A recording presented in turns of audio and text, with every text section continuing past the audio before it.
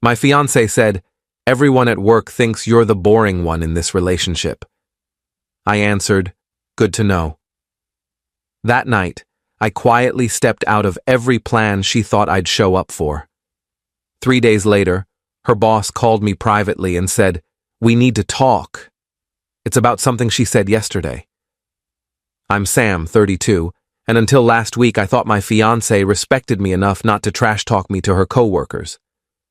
Turns out I was wrong, and what started as a casual insult became the thread that unraveled our entire relationship when her boss felt compelled to warn me about what she'd been saying behind my back.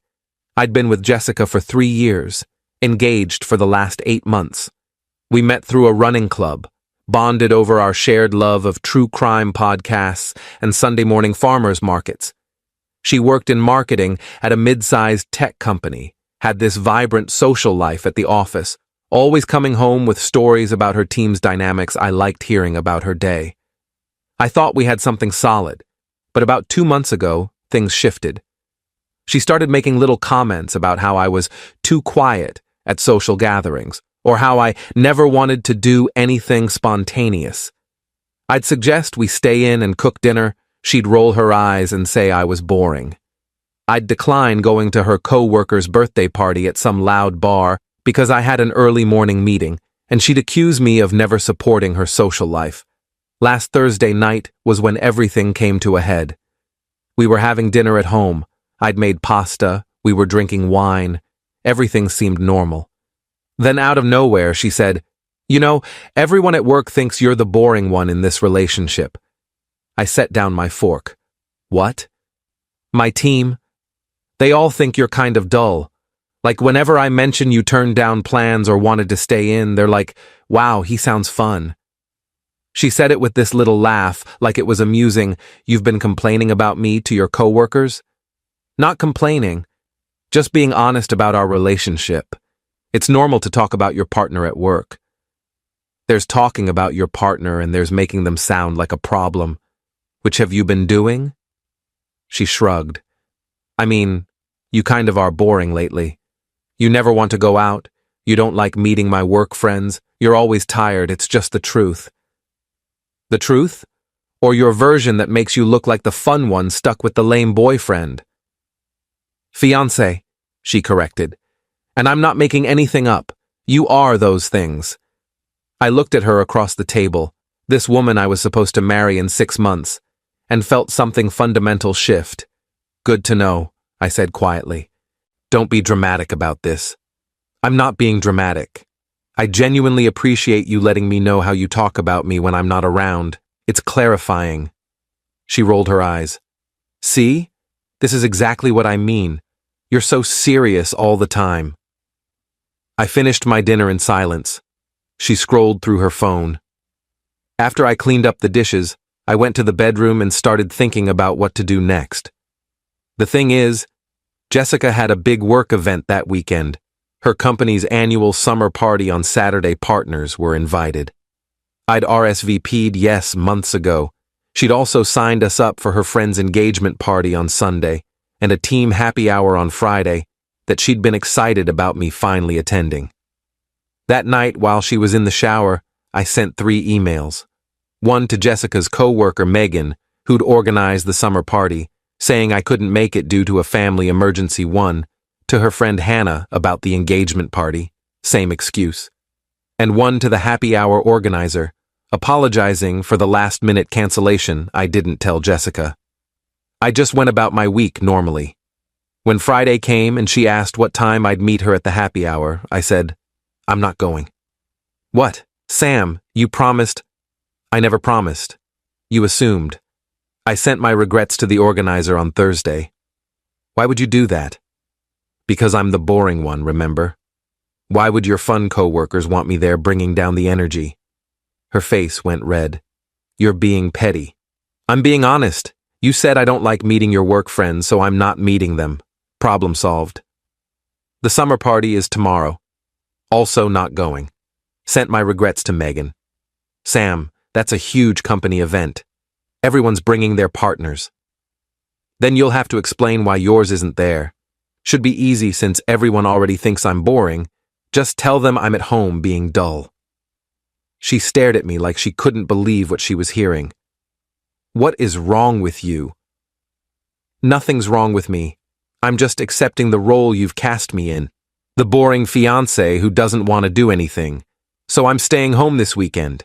You go have fun without me dragging you down." She tried arguing, tried guilt-tripping, tried saying I was being immature. I just repeated that I was giving her what she clearly wanted. A weekend where she didn't have to be embarrassed by her boring partner Saturday morning. She got ready for the company party alone. She looked beautiful in her dress, and part of me felt sad about what we were losing, but mostly, I felt tired of being someone's punchline. "Last chance to change your mind," she said at the door. "Have fun," I replied. She left. I spent the day reading, went for a long run, made myself a nice dinner. It was peaceful. Update 1. Saturday night around 11 p.m., Jessica came home from the party absolutely furious. She slammed the door, threw her purse on the couch, and turned on me. Do you have any idea how humiliating that was? Everyone asking where you were, me having to make up excuses about why my fiancé ditched me. What did you tell them? That you had a family emergency. So you lied. What was I supposed to say? That you were being petty because I called you boring? You could have said I didn't want to come. That would have been honest. You made me look like an idiot in front of my entire company. No, Jessica. You made yourself look like an idiot by spending months telling everyone I'm boring and then being surprised when I stopped showing up to prove you right. She opened her mouth, closed it, then went to the bedroom and slammed the door. I slept on the couch. Sunday morning, she tried a different approach. Came out apologetic, said she'd been harsh on Thursday, that she didn't mean it the way it sounded. I told her I was still not going to the engagement party. She cried, said I was ruining everything, that her friends would judge her. I said her friends would probably just think she was dating a boring guy who didn't like parties, which is apparently what she'd been telling people anyway. She went to the engagement party alone. I stayed home. Monday morning, I got a call from an unknown number around 10 a.m. I almost didn't answer, but something made me pick up. "Sam, this is Robert Chen.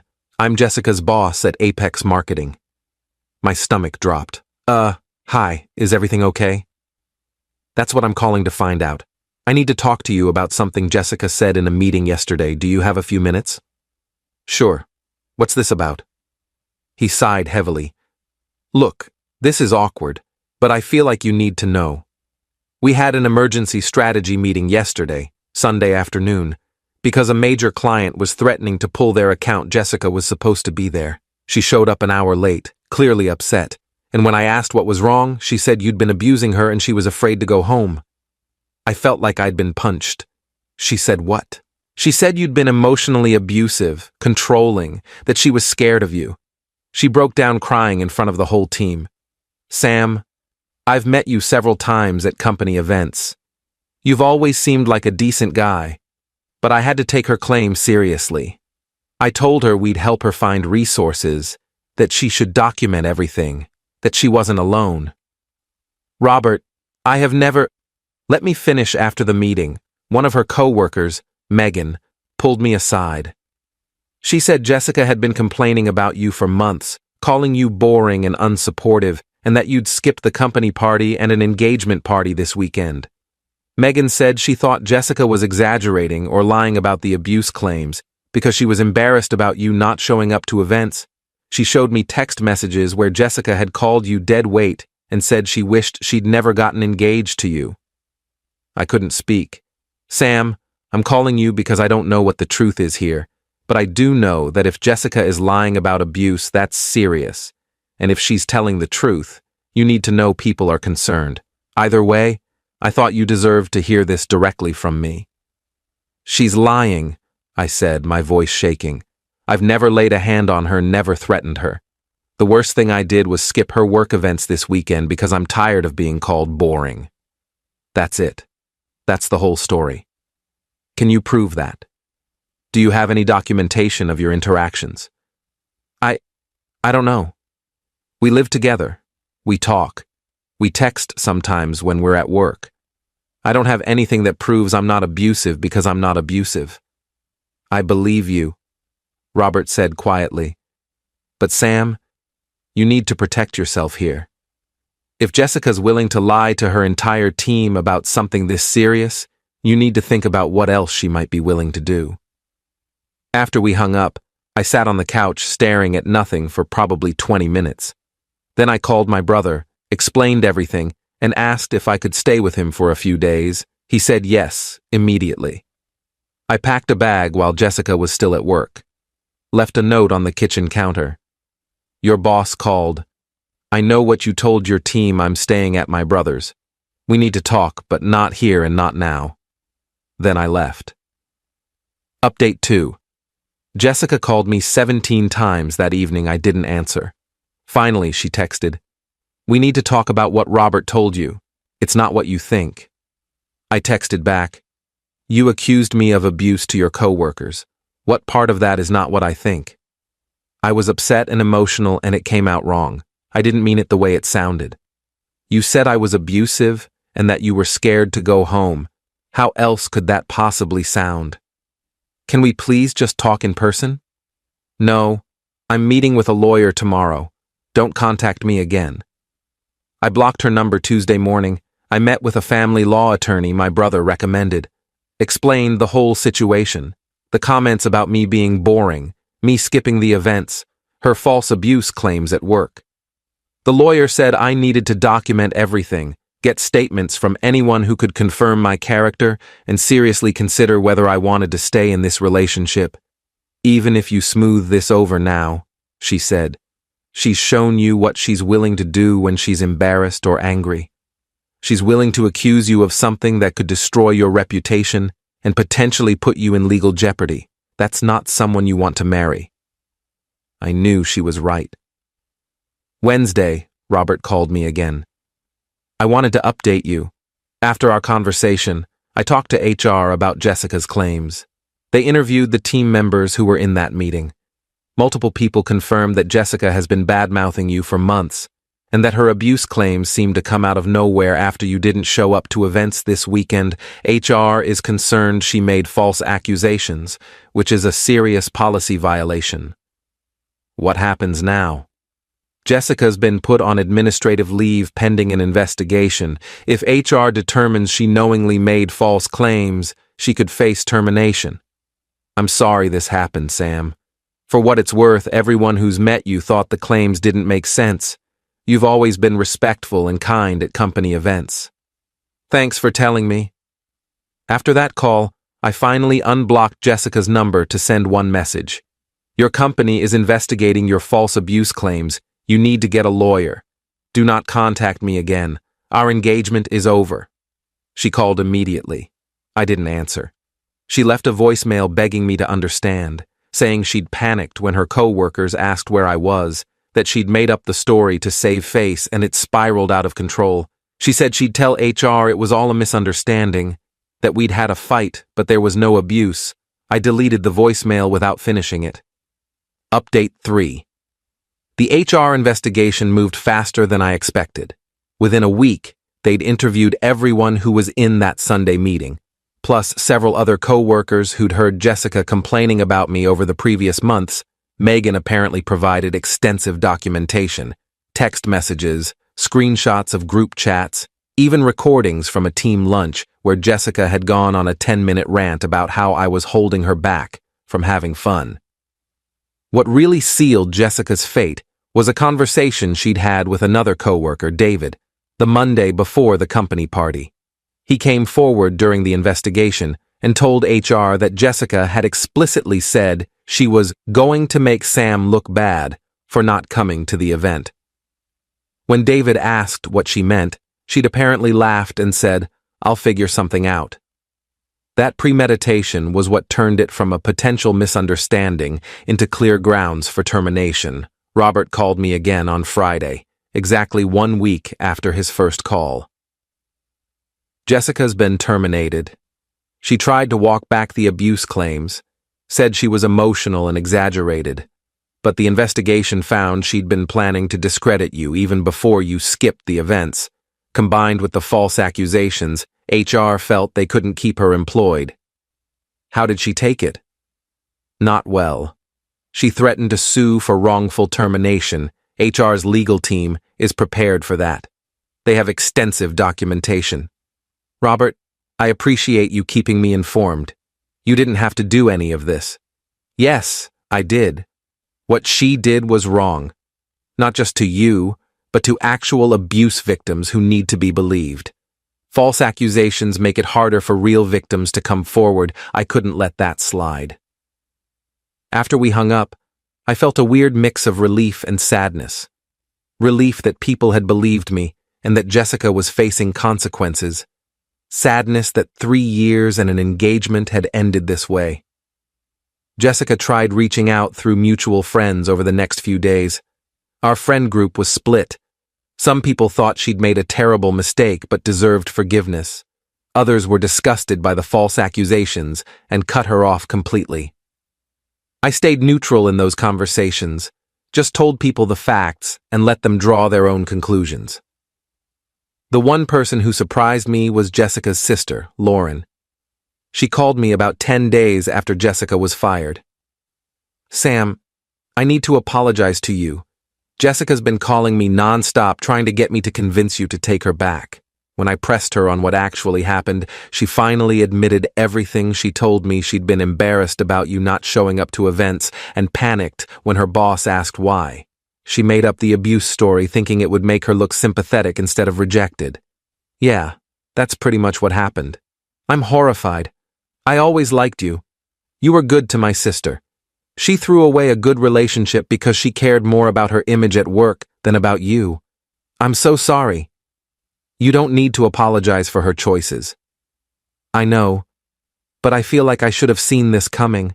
She's always been obsessed with how people perceive her. I just didn't think she'd go this far. Final update. It's been 2 months since that Thursday night dinner when Jessica called me boring. 2 months since this whole thing started. I'm writing this from my new apartment, a 1-bedroom place downtown that I moved into 3 weeks ago. It's smaller than the place Jessica and I shared, but it's mine, and it feels like a fresh start.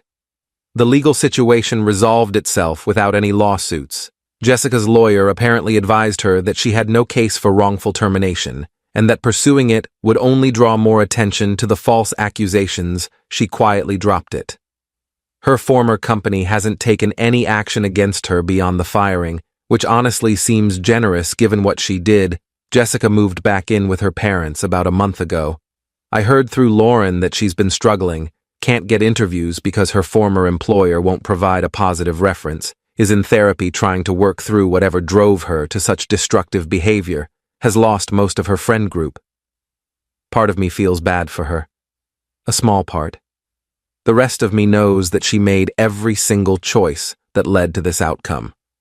We had one final conversation 3 weeks ago. She asked to meet in person to apologize. I agreed to meet at a neutral coffee shop, daytime, public place. She looked terrible, hadn't been sleeping, had clearly been crying a lot. When she sat down across from me, she immediately started apologizing. Sam, I'm so sorry for all of it. For calling you boring, for complaining about you to my coworkers, for the abuse claims.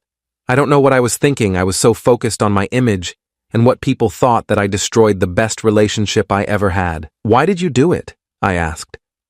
The abuse claims specifically. You had to know that would blow up in your face. I panicked. My boss asked where you were in front of the whole team, and Megan made a comment about how I must not be that great if my own fiancé didn't want to come to my company party. Everyone laughed. I felt humiliated. So when Robert pulled me aside after the meeting and asked if everything was okay at home, I made up this story thinking it would make people feel sorry for me instead of judging me. I didn't think it through. You accused me of something that could have destroyed my life. I know, and I'm so sorry. If I could take it back, but you can't. That's the thing about lies, Jessica. Once they're out there, you can't pull them back. You told your entire team I was abusing you. Even though they know now it wasn't true, That accusation will always be associated with my name in their minds. She was crying now. I never meant to hurt you. Yes, you did.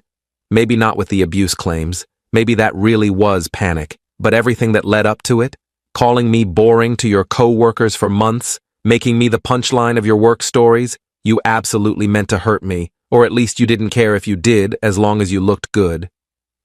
I was wrong about all of it. You weren't boring, Sam. You were stable and kind and consistent. I mistook those things for boring because I was too shallow to appreciate what I had. I'm glad you've realized that. I hope your next relationship benefits from that realization. But this one is over. Is there any chance? No, there's no chance. What you did crossed a line that can't be uncrossed. I could maybe forgive the boring comments. I could probably forgive the complaining to coworkers. But false abuse accusations? There's no coming back from that. She nodded, wiping her eyes. I understand. For what it's worth, you deserve someone so much better than me. Yeah, I do. We finished our coffees in silence. When we left, we hugged briefly. Not a romantic hug, just a final acknowledgement of what we'd been to each other. Then we went our separate ways. I've been doing a lot of thinking these past 2 months about what went wrong. The truth is, the signs were always there. Jessica was always more concerned with appearances than substance. She cared deeply about what people thought, about maintaining a certain image I'd just assumed that was normal social awareness, not realizing it was actually deep insecurity that would eventually lead her to destroy anything that threatened her carefully constructed persona. I also realized I'd been making myself smaller to accommodate her need to be the interesting one. I'd stop talking about my interests because she'd roll her eyes. I'd stop suggesting the activities I enjoyed because she'd call them boring. I'd slowly eroded my own personality to fit into the role she wanted me to play. Never again. I've started reconnecting with the parts of myself I'd let fade. I joined a book club, started going to trivia nights with my brother and his friends, took up photography. Turns out when you're not constantly being told you're boring, you have a lot more energy to pursue the things that actually interest you. Robert actually reached out last week to check in. We met for lunch, and he told me that Jessica's story had become a cautionary tale at his company. Training sessions now include a segment on the seriousness of false accusations and how they harm actual victims. He said if any good came out of the situation, it's that his company is taking workplace integrity more seriously. As for dating, I'm not ready yet. I'm enjoying being single, rediscovering who I am without someone constantly critiquing me. When I am ready, I'll know what to look for. Someone who builds me up instead of tearing me down. Someone whose need for external validation doesn't override their integrity. Someone who sees my quieter qualities as strengths instead of flaws. The weird thing is, I'm almost grateful this happened. If Jessica had never made that comment about everyone thinking I'm boring, we might have gotten married. I might have spent years or decades with someone who fundamentally didn't respect me, who saw me as less than, who would have continued to erode my sense of self until I didn't recognize myself anymore. Instead, I'm free. Starting over at 32, sure, but starting over as someone who knows his worth and won't settle for being anyone's boring fallback option ever again.